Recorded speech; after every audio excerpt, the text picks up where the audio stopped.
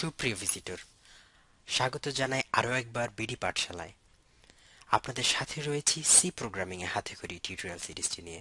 আর আজ আমাদের তৃতীয় পর্ব। আর এই পর্বের আলোচ্য বিষয় হলো input function, output function. Input ফাংশনে আমরা স্ক্যানএফ নামক ফাংশনটি নিয়ে আলোচনা করব এবং আউটপুট ফাংশনে আমরা প্রিন্টএফ নামক ফাংশনটি নিয়ে আলোচনা করব। তো প্রথমেই আউটপুট ফাংশনটি নিয়ে আমি আলোচনা করতে চাচ্ছি। চলুন আউটপুট ফাংশন নিয়ে আলোচনা করা যাক। সি প্রোগ্রামিং ল্যাঙ্গুয়েজে আউটপুট দেখানোর জন্য অনেকগুলো বিল্ট ইন লাইব্রেরি ফাংশন রয়েছে। লাইব্রেরি ফাংশন হলো সেই সব ফাংশন যেগুলো আগে থেকেই তৈরি করা থাকে এবং আমরা হেডার ফাইল থেকে তাদেরকে প্রোগ্রামে ব্যবহার করে থাকি, অর্থাৎ প্রোগ্রামে ইনক্লুড করে থাকি। যাই হোক, এই অনেকগুলো ইনপুট এবং আউটপুট ফাংশনের মধ্যে সবচেয়ে জনপ্রিয়গুলো হলো স্ক্যানএফ এবং প্রিন্টএফ। তো প্রথমে যেহেতু আউটপুট ফাংশন নিয়ে আলোচনা করছি, প্রিন্টএফ ফাংশনটি নিয়ে আলোচনা করছি আর কি। প্রিন্টএফ ফাংশনটা মূলত প্রোগ্রামের আউটপুট দেখাতে ব্যবহার করা হয়, অর্থাৎ কোনো প্রোগ্রাম রান করলে আউটপুট হিসেবে স্ক্রিনে কি দেখাবে তা নির্ধারণ করতে এই ফাংশনটি ব্যাপকভাবে ব্যবহৃত হয়। স্ক্রিনে কোনো লেখা দেখাতে হলে তা প্রিন্টএফ এর বন্ধনীর মধ্যে ডাবল কোটেশন, অর্থাৎ প্রথম বন্ধনীর মধ্যে ডাবল কোটেশন দিয়ে লিখতে হয় স্ট্রিং আকারে। সেটি এখানে দেখানো হয়েছে প্রিন্টএফ। অবশ্যই ছোট হাতের অক্ষরগুলি হতে হবে, যেহেতু সি একটি কেস সেনসিটিভ ল্যাঙ্গুয়েজ। প্রিন্টএফ একটি কিওয়ার্ড, অর্থাৎ ফাংশন নেম, সরি। তো তারপর প্রথম বন্ধনী শুরু হবে এবং ডাবল কোটেশনের প্রথম কোটেশনের পরে একটি স্ট্রিং, দেন ডাবল কোটেশনের ক্লোজ এবং বন্ধনী ক্লোজ, দেন একটা সেমাইকলন। তো এভাবে প্রিন্টএফ ডিক্লেয়ার করা হয় আর কি। তো উদাহরণস্বরূপ একটি লাইন আমি এখানে লিখেছি, প্রিন্টএফ দেন প্রথম বন্ধনী ডাবল কোটেশন হ্যালো ওয়ার্ল্ড, যেটি আমাদের স্ট্রিং, এবং ডাবল কোটেশন এবং প্রথম বন্ধনী ক্লোজ করে দেন সেমিকোলন দেওয়া হয়েছে। এভাবে প্রিন্টএফ এর বন্ধনীর মধ্যে যা লেখা হয় তাকে ফাংশনের প্যারামিটার বা আর্গুমেন্ট বলে। ফাংশন সম্বন্ধে পরবর্তী টিউটোরিয়াল সমূহে আলোচনা করা হবে। এতে করে জাস্ট স্ট্রিং আউটপুট দেখানোর জন্য, যা আমরা টাইপ করে দিয়েছি বা টাইপ করে দেব প্রোগ্রামে। যদি আমরা বিভিন্ন ডাটা যা প্রোগ্রামে ক্যালকুলেশন অথবা রেজাল্ট থেকে পেয়েছি সেগুলি দেখাতে চাই, সেক্ষেত্রে কি করব? আমাদের সেক্ষেত্রে প্রিন্টএফ এর সাথে ফরম্যাট স্পেসিফায়ার এর ব্যবহার করা লাগবে। তো আসুন, যখন আমরা বিভিন্ন ডাটা দেখাবো সেক্ষেত্রে প্রিন্টএফ এর সিনট্যাক্সটা কেমন হবে তা দেখি। প্রথমেই প্রিন্টএফ, দেন ডাবল কোটেশন শুরু হবে, তার মধ্যে থাকবে ফরম্যাট স্পেসিফায়ার, দেন একটি কমা হবে, ভেরিয়েবল নেম হবে। নেম একটি হতে পারে, কয়েকটি হতে পারে, ডিপেন্ড আপন দ্য প্রোগ্রাম। অবশেষে সেমিকলন দিয়ে আমাদের স্টেটমেন্টটি শেষ করতে হবে। তো উদাহরণস্বরূপ এখানে প্রিন্টএফ, দেন ফরম্যাট স্পেসিফায়ার এবং ভেরিয়েবল নেম স্বরূপ এ দেখানো হয়েছে। ফরম্যাট স্পেসিফায়ার কি কিছুক্ষণ পরে আমি আবার আরেকটু আলোচনা করব। এবং আরেকটি সিনারিও, যখন আপনার একই সাথে ডেটাও দেখাতে হবে প্লাস কোনো লেখা দেখাতে হবে, অর্থাৎ কোনো লেখা দেখাতে হবে, সেক্ষেত্রে আপনি কি করবেন, সেক্ষেত্রে কিভাবে প্রিন্টএফটি ডিক্লেয়ার করা লাগবে। তো সেক্ষেত্রে ফরম্যাট স্পেসিফায়ার অথবা তার সাথে যে কোনো রাইটিং, অথবা যে কোনো রাইটিং তার সাথে ফরম্যাট স্পেসিফায়ার থাকবে। দেন কমা দিয়ে আমরা ভেরিয়েবল নামটি লিখব। তো এক্সাম্পল, অর্থাৎ উদাহরণস্বরূপ এখানে প্রিন্টএফ, তারপর আমি একটি স্ট্রিং লিখেছি, তার সাথে ফরম্যাট স্পেসিফায়ার এবং এ একটি ভ্যারিয়েবল যেটির ভ্যালু আমরা দেখাবো লেখা হয়েছে। ফরম্যাট স্পেসিফায়ার হলো পার্সেন্ট চিহ্ন এর পরে যে কোনো একটি পূর্ব নির্ধারিত অক্ষর যা ডাটা টাইপ প্রকাশ করে।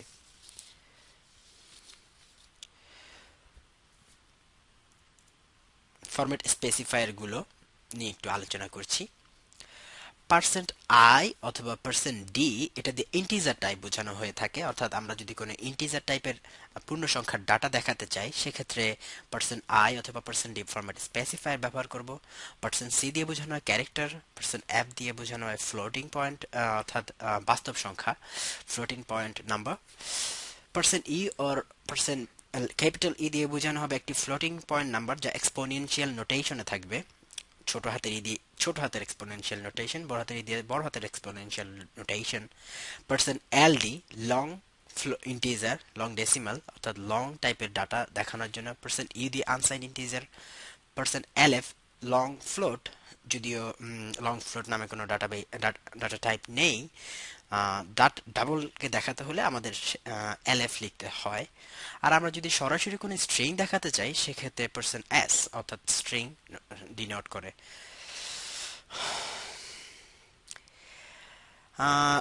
স্কেপ সিকোয়েন্স আরেকটা বিষয় প্রিন্টএফ এর সাথে থাকে, আমরা সেটা নিয়ে একটু আলোচনা করব। স্কেপ সিকোয়েন্সকে ব্যাকস্ল্যাশ ক্যারেক্টারও বলা হয়ে থাকে। প্রোগ্রামে কিছু কিছু ব্যাপার, যেমন আপনি চাচ্ছেন একটি লেখা, যেমন বাংলাদেশ ইজ মাই কান্ট্রি একটি লাইন, তারপর তার নিচে লিখতে চাচ্ছেন আই লিভ ইন চিটাগং, সেক্ষেত্রে আপনাকে দুটি লাইন লিখতে হবে। তো আহ, আপনি প্রোগ্রামকে কিভাবে এই ব্যাপারটি বোঝাবেন, অর্থাৎ আপনি আরেকটি লাইনে যেতে চাচ্ছেন। নর্মালি আপনি যদি পাশাপাশি প্রিন্ট এফ কয়েকটা দেন সেক্ষেত্রে যেটি হবে, প্রত্যেকটি লেখা স্ক্রিনে যতক্ষণ, অর্থাৎ এটি একটা আমাদের স্ক্রিন, তো স্ক্রিনে যতক্ষণ জায়গা সে পাবে, আপনি যদি একটি নতুন লাইন তাকে দেখিয়ে না দেন, সে পাশাপাশি প্রত্যেকটি প্রিন্ট কে লিখবে। তো সেক্ষেত্রে আমাদের কিছু স্পেশাল সিম্বল ব্যবহার করতে হয়, যাদেরকে আমরা স্কেপ সিকোয়েন্স বলে থাকি অথবা ব্যাকস্ল্যাশ ক্যারেক্টার, তাদের ব্যবহার করে আমরা কিছু স্পেশাল ফিচার পাই আর কি, ফাংশনালিটি।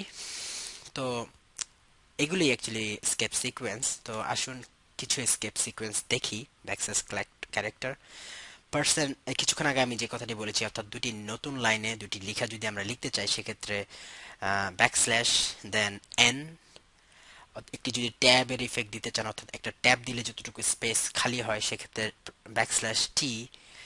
ভার্টিক্যাল ট্যাব দিতে চাইলে ব্যাকস্ল্যাশ ভি।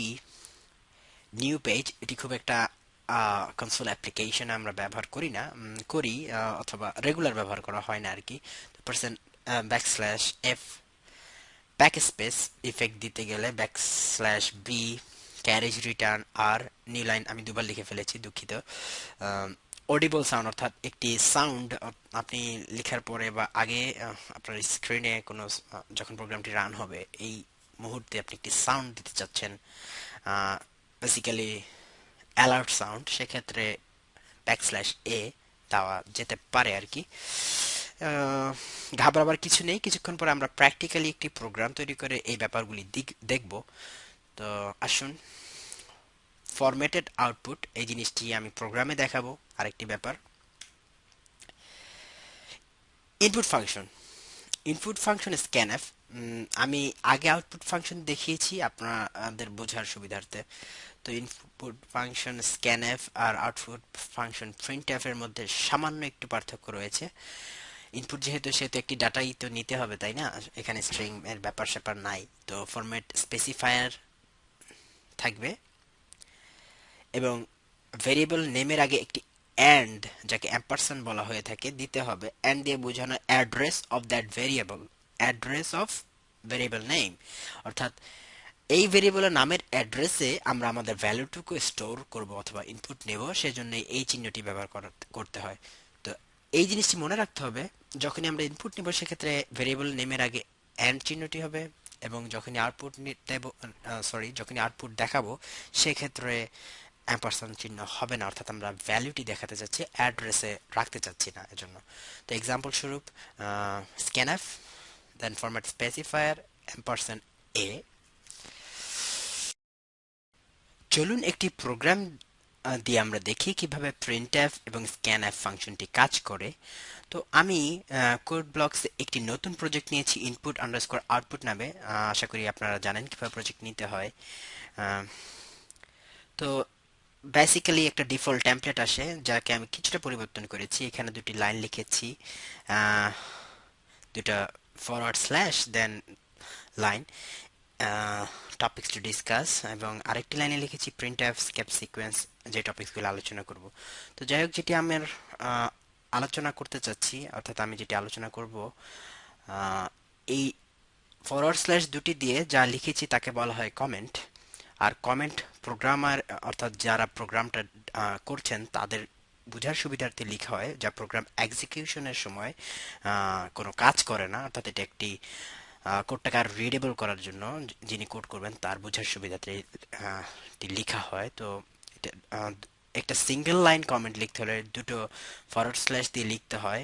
আর যদি আমরা এই দুটো লাইনকে একসাথে একটি কমেন্টের আন্ডার রাখতে চাইতাম, সেক্ষেত্রে উম, একটি একটি ফরওয়ার্ড স্ল্যাশ দেন স্টার চিহ্ন, দেন অ্যাট লাস্ট একটি স্টার, দেন একটি ফরওয়ার্ড স্ল্যাশ, এটি মাল্টি লাইন কমেন্ট হয়ে গেল।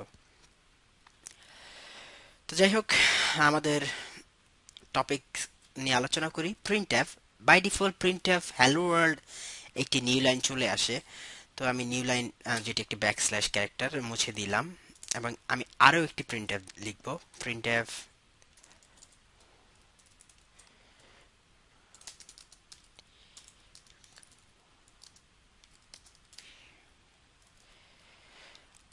তো আই এম নিউ কামার টু ইউ, এটা লিখলাম। তো প্রোগ্রামটি আমি রান করছি। দেখুন, hello world I am new কামার টু ইউ দুটি একই, অর্থাৎ একই লাইনে চলে এসেছে, বাট আমি দুটি আলাদা প্রিন্টএফ দিয়ে লিখেছি। তো আমরা যদি এই দুটিকে আলাদা আলাদা লাইনে লিখতে চাই, সেক্ষেত্রে অবশ্যই আমাদের একটি স্কেপ সিকোয়েন্স দিতে হবে। দেন রান ইট। এখন দেখতে পারবেন দুটো আলাদা লাইনে আছে। আমি অবশ্য এইখানে না দিয়ে চাইলে এখানেও দিতে পারতাম, সেক্ষেত্রে একই ইফেক্ট। অর্থাৎ আপনি যে কোনো জায়গায়, ইভেন মিডলে, অর্থাৎ এই এসকেপ সিকোয়েন্স ব্যবহার করতে পারবেন, ডিপেন্ড আপ টু ইউ। সেক্ষেত্রে আউটপুটটি এমন হবে। তো এটি হচ্ছে একটি স্কেপ সিকোয়েন্স। দেন আমরা যদি সরি এটা ইউজ করি, আশা করি দেখতে পাচ্ছেন অডিবল একটি অ্যালার্ট সাউন্ড এসেছে। তো এটি হচ্ছে আরো একটি এসকেপ সিকোয়েন্স। ওকে, আসুন আমরা ফরম্যাটেড, অর্থাৎ ফরম্যাট স্পেসিফাইড অর্থাৎ ডাটা টাইপের নিয়ে কিছু প্রিন্টএফ দেখি, অর্থাৎ আউটপুট ফাংশন দেখি। ইন্টিজার টাইপের আমি একটি ভ্যারিয়েবল নিব, এ বি সি, তিনটি ভ্যারিয়েবল, সাম নিলাম বোঝার সুবিধার্থে। দেন ফ্লোট টাইপের একটি নিলাম এক্স, ডাবল টাইপের নিলাম ওয়াই,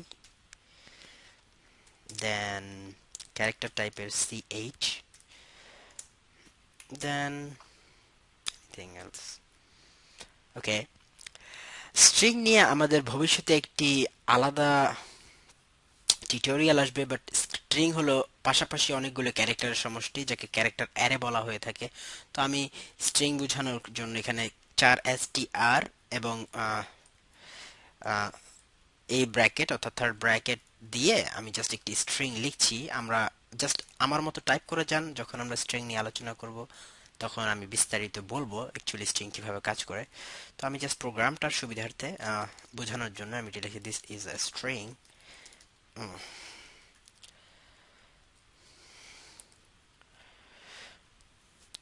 আসুন আমরা কিছু ভ্যালু দেই।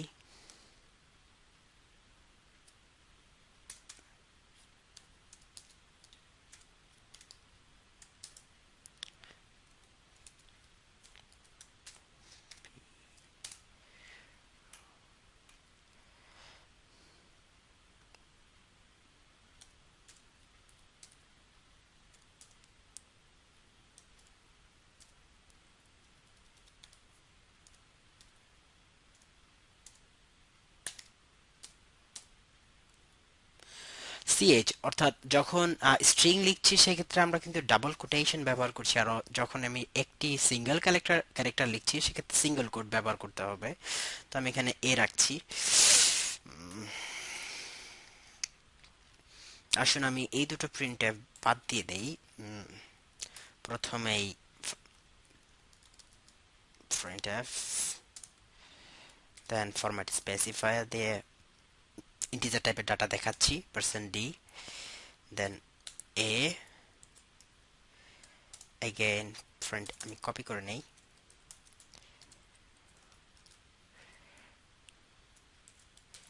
Be some. ওকে, এখন পার্সেন্ট যেহেতু ফ্লোট সেক্ষেত্রে পার্সেন্ট এফ আমি ফ্লোট এক্স দেখাবো, এবং ডাবল সেক্ষেত্রে লং ফ্লোট এলএফ ওয়াই, দেন ক্যারেক্টার সি সিএইচ। ওকে, আসুন প্রোগ্রামটা রান করে দেখি। ও, আরেকটি ব্যাপার, স্ট্রিং। তো আমি সব একসাথে দেখাচ্ছি টিউটোরিয়ালটি, অর্থাৎ লেন্থ ছোট রাখার জন্য। সো কাইন্ডলি আমার সাথেই থাকবেন, অর্থাৎ এটাকে ক্ষমা সুন্দর দৃষ্টিতে দেখবেন আমার তাড়াহুড়োকে। ওকে, input output program has stopped working. Okay, have a look. Oh, oh, I think here is the problem. Okay, okay. অর্থাৎ কম্পাইল এরর দেখিয়েছিল, অর্থাৎ str সেটি একটি আমি এর আগে লিখেছিলাম এ, তো অ্যাকচুয়ালি ভ্যারিয়েবলটা কনফ্লিক্ট করেছে, এ হচ্ছে স্ট্রিং নয় ইন্টিজার, তো আমি ভ্যারিয়েবল নামটি কারেক্ট করে দিয়েছি। তো সবগুলো যেহেতু একই লাইনে দেখাচ্ছে, আমি তাদের সাথে একটা একটা নিউ লাইন দিয়ে দিচ্ছি।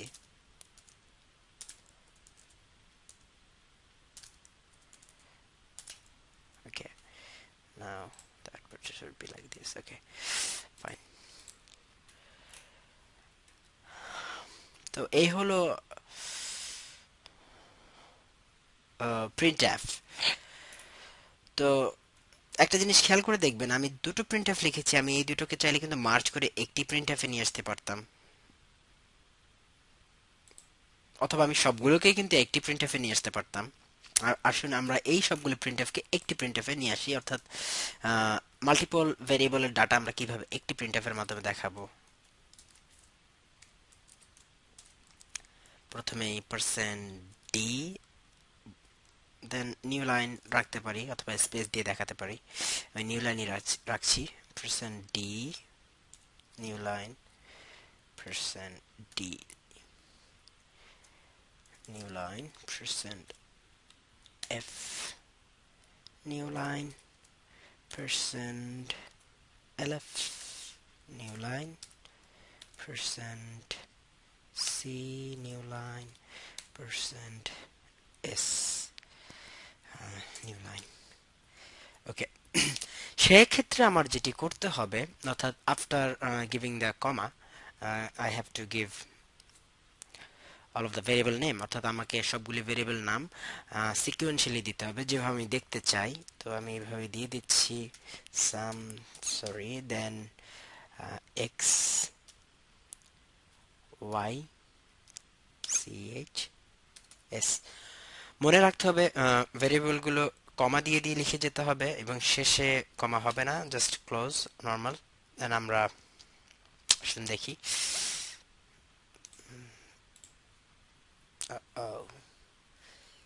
দেখা যাক, এখানে একটি ভুল হয়েছে আশা করি। S, sorry, str variable name ভুল লিখেছি। সি, দেখুন আমরা চাইলে একই সাথে আম, সবগুলি ভেরিয়েবলকে লিখতে পারি আর কি। আবার আমরা যদি চাইতাম সেক্ষেত্রে প্রত্যেকটা ভেরিয়েবলের সাথে কিছু লেখাও দিতে পারতাম ভেরিয়েবলের ডাটার সাথে, যেমন this is value of A, then this is value of B. তো আমি এতটুকুই লিখলাম, আপনি চাইলে প্রত্যেকটি লিখতে পারেন, অর্থাৎ আমরা চাইলে স্ট্রিং আরো লিখতে পারি। সো রান করে দেখলাম, this is value of a 5, this is value of b 6। তো যেটি আমি দেখাতে চাচ্ছি বা বলতে বোঝাতে চাচ্ছি তা হলো আপনি চাইলে লিখতে পারেন আর কি। তো এটা হচ্ছে printf with string এবং ভ্যালু ডাটা। তো আরেকটি ব্যাপার, আমরা চাইলে ফরম্যাটেড আউটপুট অর্থাৎ প্রিন্টএফ টিকে চাইলে বিভিন্ন ফরম্যাটে লিখতে পারতাম। যেমন প্রিন্টএফ বোঝার সুবিধার্থে লিখে পার্সেন্ট পার্সেন্ট 6d, দুটো প্রিন্টএফ একসাথে লিখছি, percent 4d, comma A B.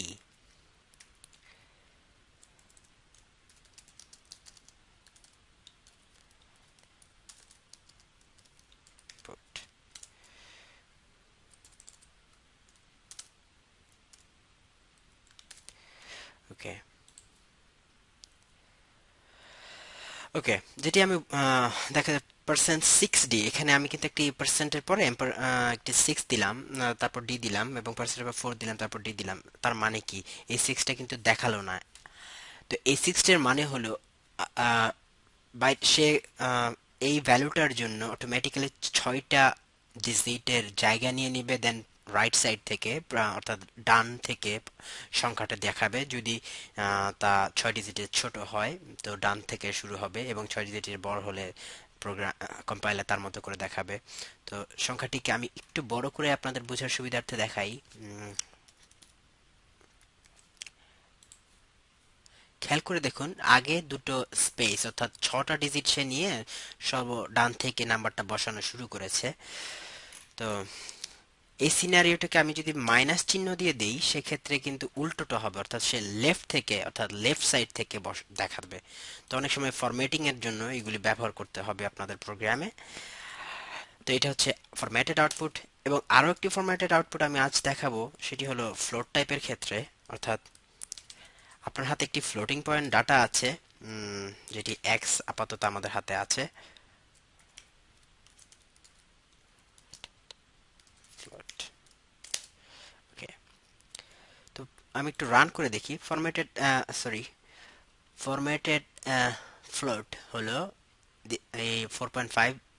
তারপর দেখুন, বাই ডিফল্ট আমি কিন্তু লিখেছিলাম 4.5, কিন্তু সে বাই ডিফল্ট আরো কয়েকটি জিরো বসিয়েছে, অর্থাৎ আফটার পয়েন্ট সে দেখাচ্ছে 5টা শূন্য।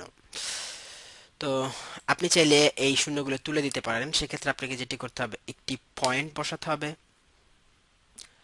তো পয়েন্টের পর আপনি চাইলে একটি জিরো দিতে পারেন, অর্থাৎ জিরো দিলে কি হয় আমরা একটু দেখি।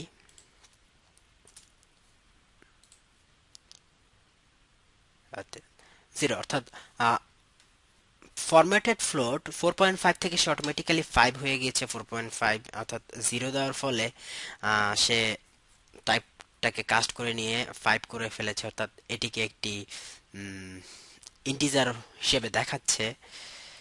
তো জিরো না দিলেও হয়। উম, তো আপনি যদি চান অর্থাৎ বাস্তব সংখ্যা অর্থাৎ আফটার ডেসিমাল কিছু দেখাবেন না, সেক্ষেত্রে আপনি এভাবে লিখতে পারেন।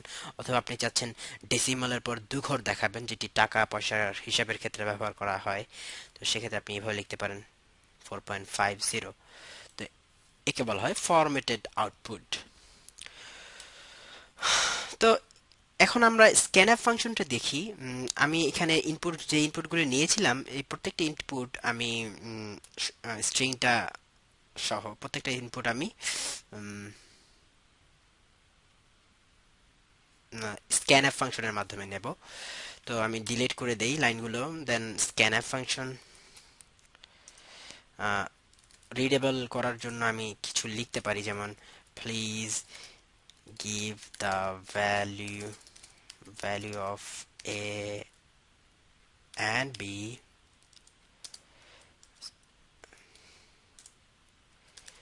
and b, একটি নিউ লাইন দেই। তারপর আমি দুটি স্ক্যানএফ নিব। স্ক্যানএফ স্ক্যানএফ কিভাবে লিখতে হয় খেয়াল আছে তো? পার্সেন্ট, তারপর ডাটা টাইপ ফরম্যাট স্পেসিফায়ার, দেন এম্পারসেন্ট দিয়ে অ্যাড্রেস অফ দ্য ভেরিয়েবল এ। এক্ষেত্রেও আমি চাইলে দুটো ইনপুট একসাথে নিতে পারি। একটি স্পেস দিয়ে লেখা ভালো, দেন আপনি আলাদা করতে পারবেন। দেন পার্সেন্ট বি। তো এটি দেখা যাক কি হয়। একটু সাম ইকুয়াল আমি সবগুলো নিয়ে নেই। দেন printf please give a floating point num x.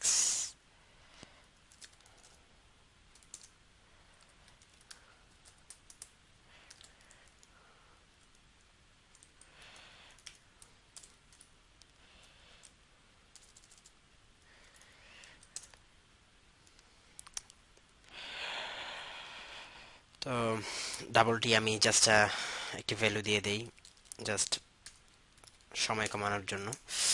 তারপর ক্যারেক্টার স্ক্যানএফ, আগে একটি প্রিন্টএফ দেই, প্লিজ টাইপ এ ক্যারেক্টার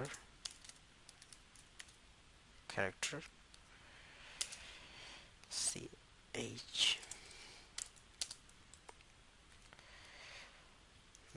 দিলাম না এই ক্ষেত্রে। scanf %c then ampersand of ch ভ্যারিয়েবলের নাম। ওকে, আমি স্ট্রিং ইনপুট নেওয়া এই প্রোগ্রামটিতে দেখাচ্ছি না। যখন ভবিষ্যতে স্ট্রিং নিয়ে আমরা আলোচনা করব তখন স্ট্রিং ইনপুট নেওয়া দেখাবো। তো এখন যেটি করব, সাম ভেরিয়েবলটির মধ্যে a প্লাস b আমরা রাখবো। ওকে, আরেকটি ব্যাপার, আপনারা অবশ্যই লেখা কোডিংকে একই স্টাইলে করার চেষ্টা করবেন, কোডিং কনভেনশন ফলো করার, যেটি নিয়ে আমি ভবিষ্যতে হয়তো আলোচনা করব। আপাতত লাইনগুলি অর্থাৎ একই বরাবর রাখার চেষ্টা করবেন বা রিডেবল করার চেষ্টা করবেন। তো আসুন প্রোগ্রামটি রান করে দেখি। ওকে, বলছে a এবং b দুটো ভ্যালু দিতে, দিলাম। x দিতে, একটি ফ্লোটিং পয়েন্ট নাম্বার তাও দিলাম, দেন একটি ভ্যারিয়েবল একটি ক্যারেক্টার a দিলাম। আউটপুট দেখাচ্ছে ও এর মান ভুল আছে, বি এর মান ঠিক আছে, দেন এক্স এর মান 00। ওকে, আসুন প্রোগ্রামে দেখি। আচ্ছা, এর মান অটোমেটিক্যালি এর মান অ্যাকচুয়ালি ভুল আসার কারণ হচ্ছে আমি ফ্লোটিং পয়েন্ট ক্ষেত্রে আমি এ ভেরিয়েবল দেখেছি, অর্থাৎ এ ভেরিয়েবলের অ্যাড্রেসে সে একটি ফ্লোটিং পয়েন্ট নাম্বার রেখেছে, তো যেটি অ্যাকচুয়ালি কনফ্লিক্ট করেছে। সো এই কারণে প্রোগ্রামটা ভুল হয়েছে। আশা করি, দেখা যাক এখন ঠিক আছে কি না। আমি ভ্যালু দিয়ে গেলাম, হ্যাঁ এখন ঠিক আছে। তো এগুলি খেয়াল রাখতে হবে আমি ভেরিয়েবলগুলো ঠিকমতো ডিক্লেয়ার করছি কিনা। তো এভাবে ইনপুট নিতে হয়। আশা করি প্রোগ্রামটি ভালো লেগেছে, অর্থাৎ প্রোগ্রাম পর্বটি ভালো লেগেছে। প্র্যাকটিস করেন প্রিন্টএফ এবং স্ক্যানএফ। আপাতত এতটুকুই। পরবর্তী পর্বে আমরা অপারেটর এবং এক্সপ্রেশন নিয়ে আলোচনা করব। আর আশা করি আপনারা টিউটোরিয়াল সম্পর্কিত প্রত্যেকটি ফিডব্যাক আমাদের জানাবেন, অর্থাৎ কেমন হলো, ভালো হলো কিনা, আর একটু ভালো কিভাবে করা যেত। আর অবশ্যই অবশ্যই অবশ্যই আমাদের ওয়েবসাইটে আসবেন, এসে বিডি পাঠশালাকে লাইক করবেন, ফেসবুক পেজটি, এবং আমাদের নিউজ লেটার সাবস্ক্রাইব করবেন। সেক্ষেত্রে প্রত্যেকটি টিউটোরিয়াল আপডেট অটোমেটিক্যালি আপনার কাছে ইমেইলে চলে যাবে, স্প্যামিং হবে না। যখনই শুধুমাত্র আর্টিকেল, অর্থাৎ আমাদের ওয়েবসাইটে একটি আর্টিকেল আসবে, তখনই শুধুমাত্র আপনার কাছে ইমেল যাবে। সো আশা করি এভাবে আপনারা ইনফর্মড থাকতে পারবেন কখন কি হচ্ছে বিডি পাঠশালায়। টিউটোরিয়ালটি দেখার জন্য ধন্যবাদ, এবং পরবর্তী টিউটোরিয়ালটি দেখার জন্য আগে থেকে আমন্ত্রণ জানিয়ে আজকের মতো বিদায় নিচ্ছি। শুভরাত্রি।